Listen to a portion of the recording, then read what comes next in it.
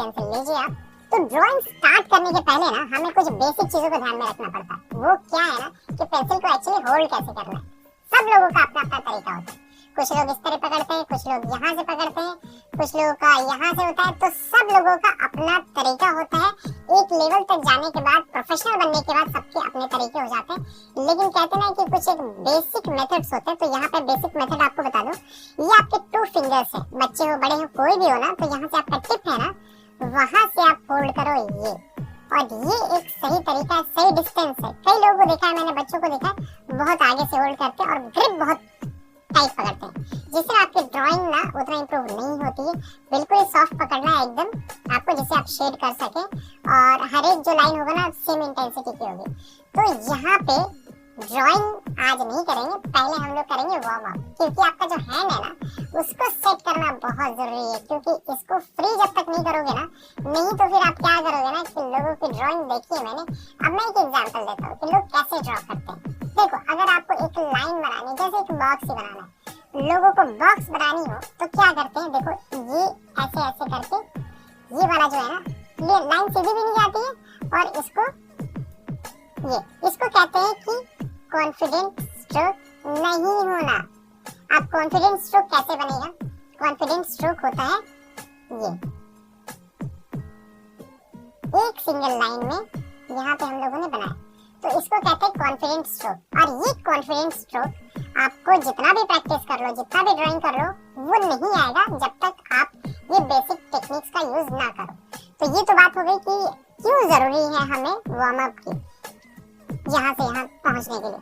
तो यहाँ पे मैं बता दूं, जब भी आप ड्रॉ करते हो ना, तो 2 चीजें होती हैं, एक तो या लाइन होगा या फिर कर्व लाइन होगा। ये कर्व लाइन कैसा भी हो सकता है, कैसी भी डायरेक्शन में हो सकता है। तो ये जो है ना, आपको सारी ड्राइंग इसमें ही है। अब ये कर्व लाइन जो है वो सर्कल भी हो सकता है, ओवल भी हो सकता है, हर एक एंगल में हो सकता है। और इसके अलावा जब भी हम लोग ये ड्राइंग करते हैं, अलग अलग शेडिंग टेक्निक है, वो भी हो सकता है। जैसे हम आईब्रोज बनाते हैं, आईज बनाते हैं, ये सब जो है ना, ये सब कर्व लाइन में। अब है लाइन, ये जो लाइन है, जब भी हम लोग स्क्वायर, रेक्टेंगल, ट्रायंगल, हर एक डायरेक्शन में जो बनाते हैं ना, ये सब क्या है, ये सब शेप्स हैं। और शेप्स किससे बनता है? ये लाइन से बनता है। और जितने भी आप कर्व वाले लाइंस बनते हैं ना, ये सब आपको इस तरीके से बनाना है, राउंड शेप में। तो ये जो है ना, 2 चीजों पे ही आपको ध्यान रखना है, ये वाला मेथड और कॉन्फिडेंस स्ट्रोक्स, और एक ये।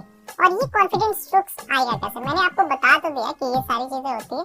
कॉन्फिडेंस स्ट्रोक्स आते हैं आपको फ्री फ्लो, कुछ भी करो, जैसे करना है आपको उस तरीके से, जहां मूव कर सकते हो उतने, जितना बड़ा बना सकते हो बनाओ।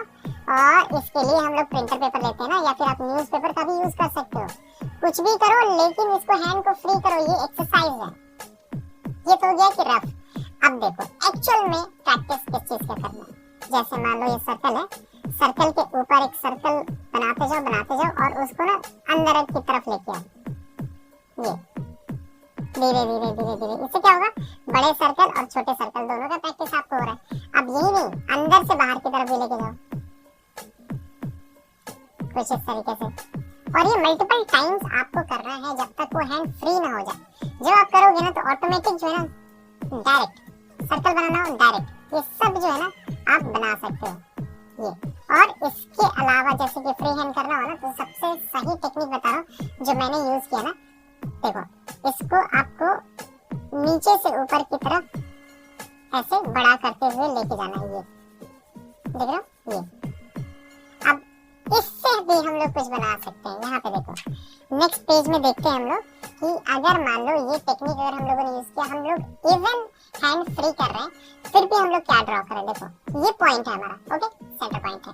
अब यहाँ पे ना स्टार्ट कर रहे हैं, अब छोटे से बड़े की तरफ लेके जाना है हमें। यहाँ पे हम ये वार्म अप कर रहे हैं, ये वार्म अप टेक्निक है। वार्म अप मतलब कि हैंड को फ्री करना। फिर भी ये जो टाइम होगा ना, वो हमारा यूटिलाइज हो जाएगा। देखो, यहाँ से फिर बड़ा की तरफ लेके जाओ, बड़ा करते जाओ। ये हो गया। अब यहाँ से फिर वापस से इस तरफ नीचे की तरफ, ऐसे कि अब ऊपर की तरफ स्काई भी बना दो। अब आप आप इसको कंसीडर कर सकते हैं किसी भी चीज में। ये ना पर्सपेक्टिव की एक ड्राइंग बन चुकी है जो अंदर से बाहर की तरफ आ रहा है। ये तो देखा, ये जो वार्म अप है, अभी सोचो कि हम लोगों ने वार्म अप किया तो ये ड्राइंग बन गया।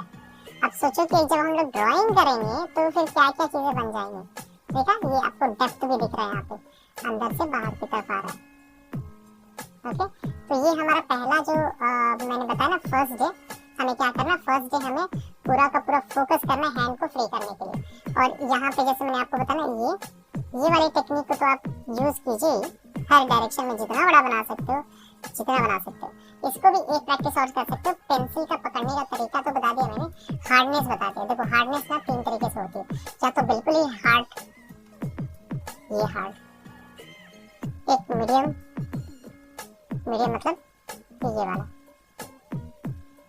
इसके बाद हो जाता है लाइट, एकदम लाइट का।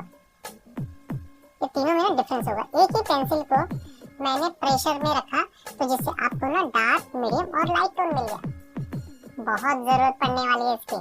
तो यहाँ पे अभी क्या करना है कि इसको क्या करो, जब भी आप रफ करते हो ना, यहाँ से ऊपर से डार्क कर रहे हो ना, अब नीचे लाते लाते ना उसको लाइट करो और फिर उसको धीरे धीरे धीरे धीरे ब्राइट की तरफ लेके जाओ। और ये कर लोगे ना तो एकदम इनिशियल डेज में आपकी शेडिंग टेक्निक हो जाएगी।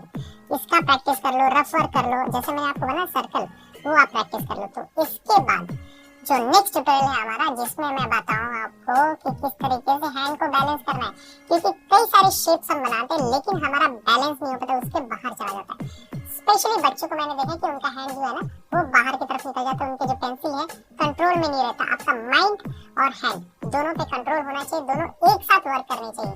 ये सब टेक्निक बताऊंगा अगले ट्यूटोरियल में। अगला ट्यूटोरियल बहुत ज्यादा इंपॉर्टेंट है, मिस मत करना। तो मिलते हैं अगले एपिसोड में, तब तक के लिए बाय, टेक केयर।